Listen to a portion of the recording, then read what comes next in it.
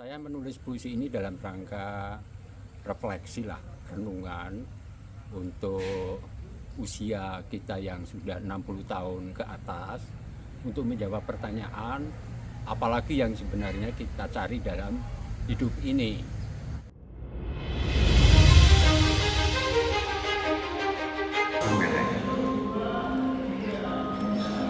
Marilah kepadaku semua yang letih lesu dan berbeban berat. Aku akan memberi kenegahan kepadamu.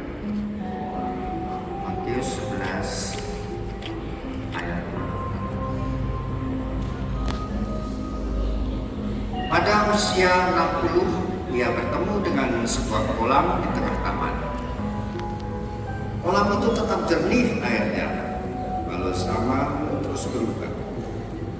Setiap orang yang lewat di depannya dipanggilnya untuk singgah. Kolam menyapa, "Oi kamu, nak kemana pengembara yang lelah? Matamu tampak resah, langkahmu terlihat goyah." Pria itu terkejut, lalu berucap, "Aku mau mencari tujuan. Aku kehilangan arah." Pada usia 60, ia merasa telah banyak kehilangan.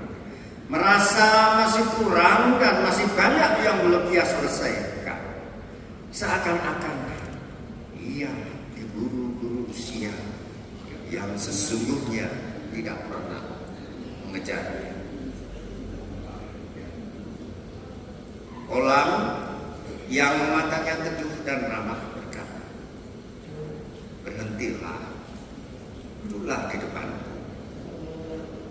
Sudah lama aku menantikan kedatanganmu, hai petualang yang masih bingung dan buta. Sudah saatnya kau duduk manis meletakkan hatimu di tepi kolam, mendengarkan sunyi berkicau di ranting-ranting cemara, membiarkan bulan memantul-mantul di atas kepala, meredakan gejolak tubuhku. Hidup yang longgar ini kadang-kadang terasa sumpek juga. Baju yang sebelumnya baik-baik saja mendadak terasa sesak di bagian ketiak. Celana yang sampai kemarin nyaman-nyaman saja tiba-tiba terasa melintir di bagian paha. Tadi malam kau pulang dari salon dengan gembira, sekarang kau malu dengan potongan rambut. Seharian kau gelisah melulu, mengenang ini, mengenang itu, memusikkan ini, memusikkan itu, ingin mengganti ini, ingin mengganti itu. Sementara daftar janjimu bertambah panjang saja.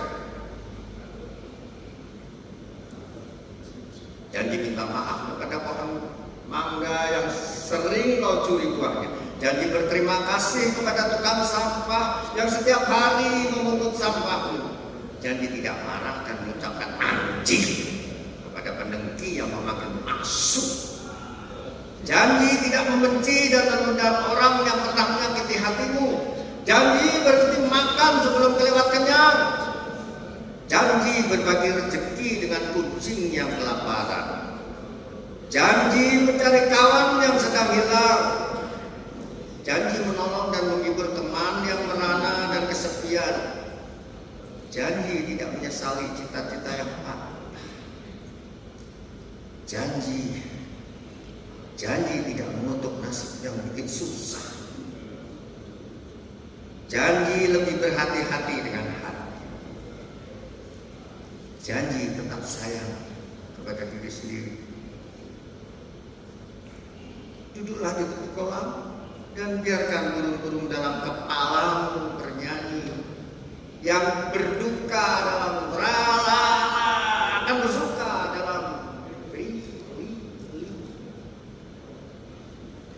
Yogyakarta 2 Maret 2023.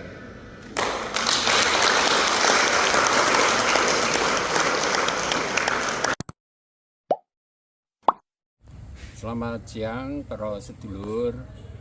Ini saya sedang asik membuka-buka buku yang berjudul Sumeleh. Buku ini diterbitkan oleh penerbit Kanisius dalam rangka reuni ex seminari Mertoyudan KPP angkatan 1977 dan KPA angkatan tahun 1980. Saya kebetulan menulis puisi yang berjudul Sumeleh juga. Ini ada di halaman 283. Saya menulis puisi ini dalam rangka refleksi lah, renungan untuk usia kita yang sudah 60 tahun ke atas, untuk menjawab pertanyaan apalagi yang sebenarnya kita cari dalam hidup ini. Sebagaimana banyak puisi saya yang lain, puisi ini juga merupakan semacam rangkuman dari berbagai ayat dalam kitab suci, khususnya dalam Injil. Saya banyak menulis puisi yang sumber inspirasinya dari kitab suci. Nah, saya bisa sebutkan misalnya ada ayat-ayat kitab suci yang saya olah di dalam puisi ini. Misalnya ayat yang berbunyi, "Marilah kepadaku semua yang letih lesu dan berbeban berat, aku akan memberi kelegaan kepadamu." Lalu juga ada kisah mengenai kolam Bethesda yang kita kenal sebagai kolam penyembuh. Ayat lain yang juga menjadi sumber penulisan puisi ini adalah ayat tentang burung. Lihatlah burung-burung di udara yang tidak menanam dan menuai dan sebagainya, tetapi dipelihara oleh Bapamu yang di surga. Nah, saya mencoba menggabungkan ayat-ayat itu menjadi satu rangkaian narasi dengan harapan bahwa pada usia 60 tahun lebih ini kita bisa mencapai tingkat spiritual yang lebih matang, bisa menanggalkan egoisme kita, bisa saling menghibur dan meringankan beban hidup teman-teman kita, bisa saling menjadi kolam penyembuh satu bagi yang lain, tetapi juga masih tetap menjadi penyemangat satu sama lain, memberi kegembiraan, saling memberikan tralala dan trilili bagi orang yang mungkin sedang mengalami keterpurukan atau kesedihan karena berbagai hal. Dan juga yang tidak kalah pentingnya, artinya supaya kita bisa menyembuhkan luka-luka kita sendiri, terutama luka masa lalu yang mungkin penuh kekecewaan dan kegagalan. Jadi memang ini saat yang menurut saya tepat bagi kita untuk tidak lagi terpenjara di dalam kenangan-kenangan masa lalu yang pasti mengandung banyak kegetiran dan kesakitan.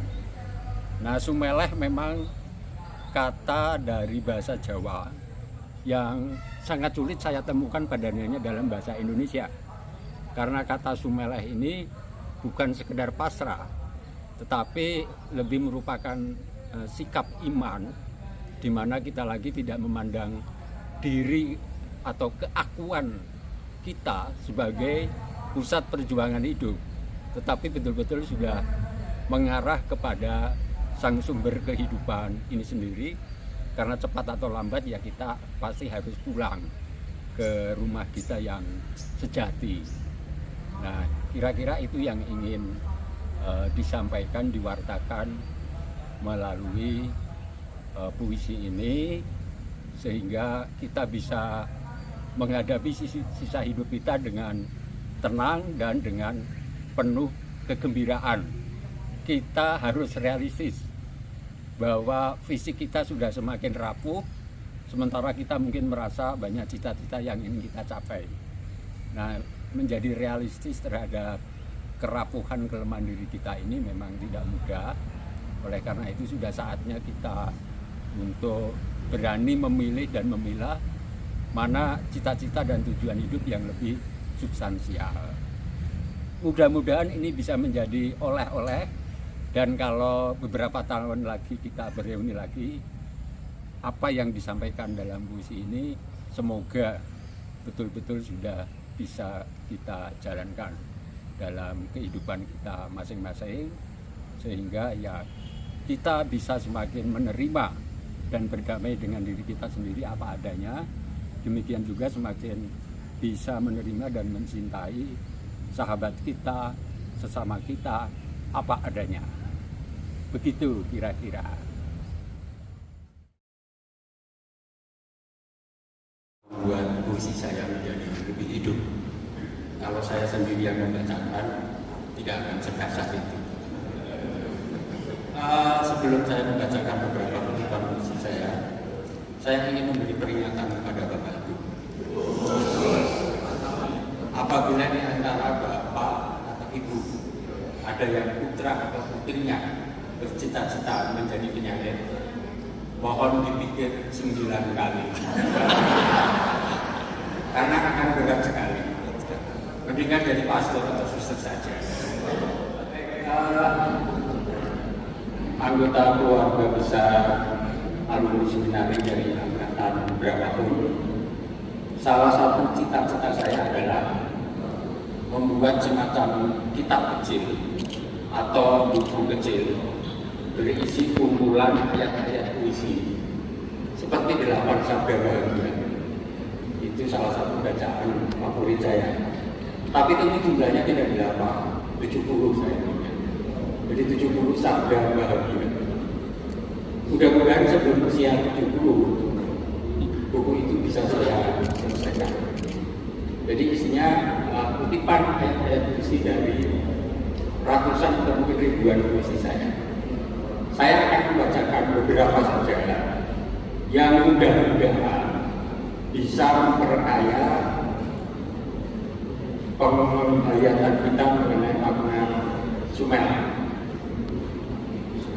Yang pertama, untuk mereka yang masih menyimpan luka hati dan belum bisa berdamai dengan masa lalu, ini ayat puisi saya. Tubuhku kenangan yang sedang menyembuhkan lukanya sendiri. Yang kedua, untuk mereka yang masih sering diganggu oleh trauma, ini kutipan puisi saya. Kita adalah cinta yang berjihad melawan trauma. Yang ketiga, untuk mereka yang sering dirundung kesedihan, ini ayat puisi saya. Kebahagiaan saya terberat dari kesedihan yang sudah merdeka. Yang keempat, untuk mereka yang merasanya rezekinya kok nggak cukup-cukup, ini ayat puisi saya. Kurang atau lebih, setiap rezeki perlu dirayakan dengan secangkir kopi. Silakan didorong kopinya Romo Herman.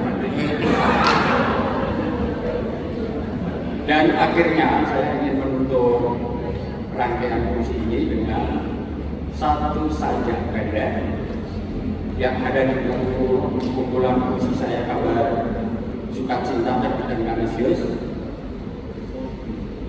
Judulnya Salam Sembuh.